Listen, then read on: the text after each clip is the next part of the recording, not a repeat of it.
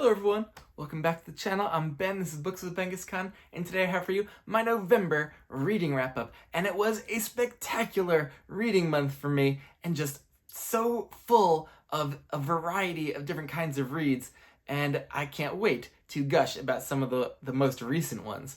But it was a bit of a strange month for me in terms of just my experience of time flowing, because usually time flies for me and I get to the end of a month and they feel like they went by in a blink, and I can't believe that 31 days could have already passed. And I just think back like, oh, what if I wish that would have lasted longer and I could have fit more reads in. But this month was different. It felt like it lasted forever. Maybe since I'm getting this update out a few days late, that's contributing to it. But my wife, in the beginning of the month, she traveled back home to be with her family, and she's going to be there for a couple months over the course of the winter. And just went from her being around every day, and then now I'm here on my own, and I feel like I almost came unmoored from time a little bit. Like I went into a bit of a wormhole in November and time slowed down. I don't understand how I read this much. I feel like I've just been very distracted as well, and busy with work. And then there was the Thanksgiving holiday and doing multiple different family things, and being off from work for those days. Maybe that helped contribute to this chaotic feeling time for me. But in terms of my reads, man, there is so much quality here. So I wanted to first just speed through my reads from the first 2 weeks, and you could check out my mid-month check-in to see some in-depth thoughts on those. But I started, man, and this feels like I got to these like many months ago. It's wild. I just read these a few weeks ago. Dragon Keeper and Dragon Haven, first 2 books in the Rainwald Chronicles by Robin Hobb. I love these. They were easy 5-star reads. More than any other Hobb series, I found myself just getting immediately invested and engaged by all the POV characters and the plotting. It's a very focused plot and very high stakes for the whole series and the world. And I couldn't have loved the setting more, just this particular setting, and everything about these was right up my alley, and cared so deeply about the female POV protagonists here, and even some of the male ones who are a little more complex came to really care about them as well. So just a great start to this sub-series, and I'll probably be having a live discussion about this with Colin from Colin's Corner in a couple weeks when he gets to the end of Dragon Haven. We're supposed to just do one a month, but man, Dragon Keeper left off on a cliffhanger with this whole arc of this little kind of a mini arc of this sub-series, because it feels like it really completes over these 2 books. And I just had to keep going because I was so desperate to see what was going to happen. So great start to the month there. And then had another good read, which was Bookshops Bonedust by Travis Baldree. This, I think, was a needed kind of cozy step back. Just had almost as good a time with it as I did Legends and Lattes. I really love this whole fixing up a business kind of plot, and the vibe of being in this bookshop, and Viv just starting to read novels and getting to really love reading, and interactions with the bookshop owner were great. I wasn't too engaged with the fantasy kind of plotting around it, but just for the cozy bookshop plot and the vibes, I really liked my time with this. All right, now to the new stuff. So a couple weeks into the month, I was sitting on a couple of new releases that came in, and I want to be good about actually reading new releases in hardcover that I buy, instead of just letting them sit on the shelf and feeling like the hardcovers were a waste. And System Collapse is the newest Murderbot book by Martha Wells, and I've never done audios for these. And so I wanted to start to read this, but then I also wanted to have an audiobook going, and I liked the audiobook for the first book in the Redwinter Chronicles series by Ed McDonald. That was The Daughter of Redwinter from last year. And so I was like, let me start the audio for Traitor of Redwinter and read System Collapse in print. But I rarely read multiple books at the same time. I like my full attention to be on just one story, one plot, one setting and set of characters. And it really throws me off, and I think hurts my investment in all of what I'm reading when I divert my attention. And I was just also more invested in this story, and so I was wanting to listen to the audiobook, and then when I was wanting to pick up a book, I was just wanting to pick up Traitor of Redwinter. And so this little book, which is just like a 240-page kind of mini hardcover here, this took me almost a week to get through. So I'll talk about this one first. It's kind of a very short novel length, or long novella. I actually think this might be the sweet spot for the length of a Murderbot book, because the really short novellas always felt maybe a little bit too slight, and I binged the first 4, and they kind of worked as one big story for me. But on their own, I don't think they're quite satisfying. But then the bigger, really chunkier novel, Network Effect, came along, and that felt like it was too long and a bit repetitive and overstayed its welcome. Maybe I had been just trained to expect these shorter Murderbot tales.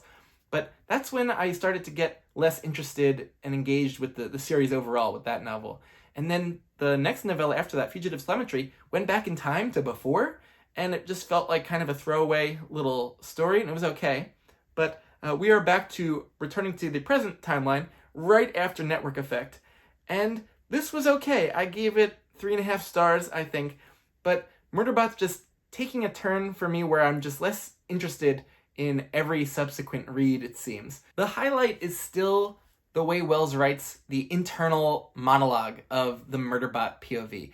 It's filled with lots of parentheticals and asides, and sometimes following up one on the next, and I don't really see this very often in any fantasy or sci-fi books, and it's a style that I really like.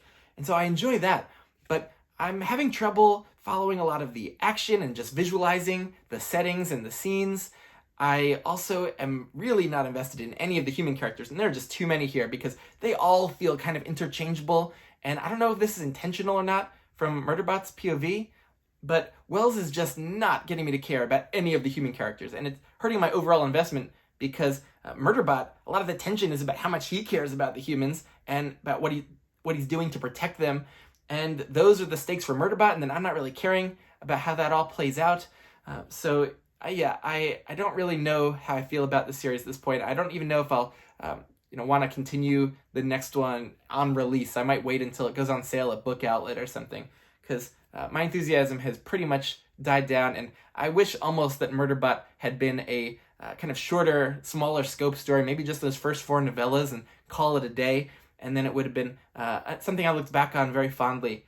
But in this kind of extended format where it looks like it's just going to be going on forever in kind of an episodic way, I don't know if I'm the right audience for that kind of series. But it was okay. So the Traitor of Redwinter was continually taking me away from System Collapse. So this is a book 2 of a trilogy, and it is in a very similar kind of position in my mind as the epic fantasy series by Richard Swan that starts with The Justice of Kings and continue with Tyranny of Faith, except that one's with Orbit and this one is by Tor. And they are both these kind of epic fantasy trilogies with a young kind of female first-person retrospective kind of POV protagonist, and a similar world building also, where it's kind of this vaguely kind of Middle Ages European setting where there's a bunch of kingdoms and the kind of political situation is crumbling for an empire, and there's also a kind of magical order of people who have special powers, and where the main character gets kind of entangled with them and is trying, basically working through their own identity and also helping solve lots of major conflicts. So they're a very similar series, and I'm finding myself growing much more invested in this one, the Redwinter Chronicles, than I am with Swan's Empire of the Wolf. And interestingly, I've mostly just binged series in the past and read through backlists where all the books are available. But with these new releases, I read the first books last year when they came out, and then waited a year for the second book to come out. And I just had no momentum with these series and with the world building details and plot details, and it really, I think, hurt my read of Tyranny of Faith. But this one, I found it was easier to get back into it. There's a short summary of book 1 in the beginning. I wish it were even longer, because I did feel kind of removed from a lot of the plot details and important things that were just kind of assumed and followed up on in the beginning of this book. But I really connect to this protagonist, Rain. So this series is for all of the Robin Hobb fans out there. It feels so similar in a lot of ways to all the Fitz Realm of the Elderlings books, because the first-person protagonist is so relatably human and complex and deep and nuanced, and they do lots of frustrating things. They don't act in a way that maybe people wouldn't in the real world. So Rain just so reminds me of Fitz, and the plotting here is intriguing and unpredictable, very high stakes, and the emotional life of this main character, I think, is at the heart of this book. So it has an interesting plot, but it is slow moving, so it's really for those character-focused people who just love those slower Fitz books. And I am so eager for book 3, unlike with book 3 of the Empire of the Wolf series, where I just feel apathetic for where it's going. But this one, I wish I could just pick it up now while I have momentum with it and everything's fresh, because I really don't like rereading books that I just read, a year before. Feels like kind of a waste of time if I mostly remember it. But yeah, I don't know if I'm loving reading releases kind of as they come out, and I might just do more waiting for as series get closer to completion, and still buying ones that I think I'm gonna like and supporting them along the way, because I know that really helps authors who are in the mid list or lower selling. So I'm still gonna try to do that for series I think I'm gonna end up loving and reading all of. But man, it's a little tough when you're just continuing one story with a whole year in between, and I've been reading so many other epic fantasies in the meantime. So even with that being said, though, it's a solid 4.5 star read for me. Maybe not one of my favorite series, but definitely worthwhile. After I finished those 2 books, I was kind of just in a chaotic mood and didn't know really what I wanted to read, so I started to just try out a bunch of things. With the movie Napoleon coming out, which I did see a couple days ago and which I despised, I thought it was horrendous in terms of just being an engaging, interesting movie, but also just the way it played around with history. It just made it almost absurd that it was trying to adapt history. So I just hated that movie. But in anticipation of it, maybe seeing Napoleon on the big screen for the first time, maybe if I can, I don't think I've seen any other Napoleon movies, but I had one more Sharpe book to get to, and Sharpe's Devil actually starts in 1820, where I know we were going to be seeing Napoleon on the island of St. Helena during his exile, kind of soon before he ended up dying. So I knew this book was going to involve Napoleon in some way, so I thought I might get into this before and get into the Napoleon mood before seeing the movie. But this book, after we left St. Helena, it went to Chile, and kind of got embroiled in a little adventure there, military adventure, and I'm just not too interested in this part of the plot, and overall just feels like a more minor, less impactful Sharpe work.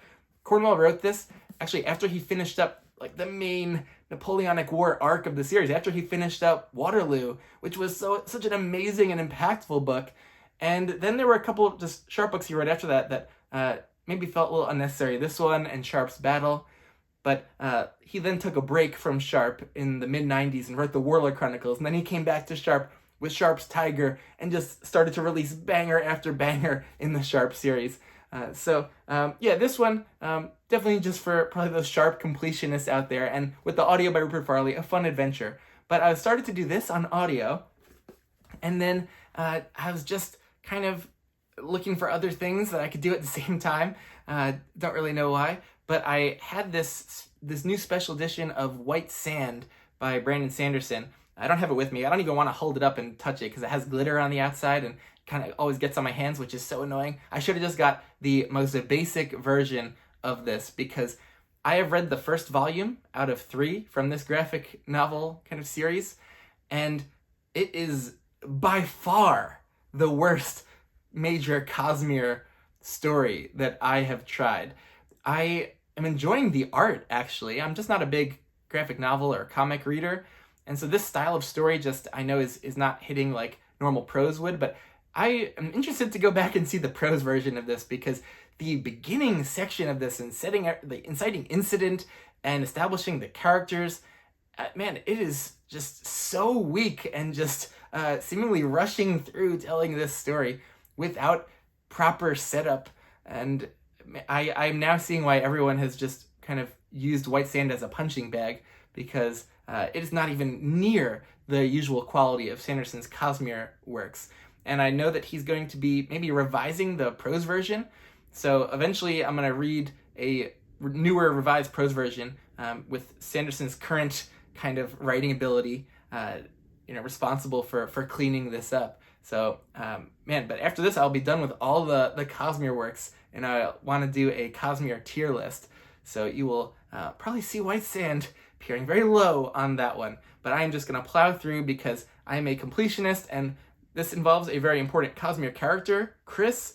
And so I need to know, like, also the world building of this, and I know things are going to tie in to this planet, but this story is just is so much weaker than everything else I've ever read by Sanderson. So yeah, big disappointment with this.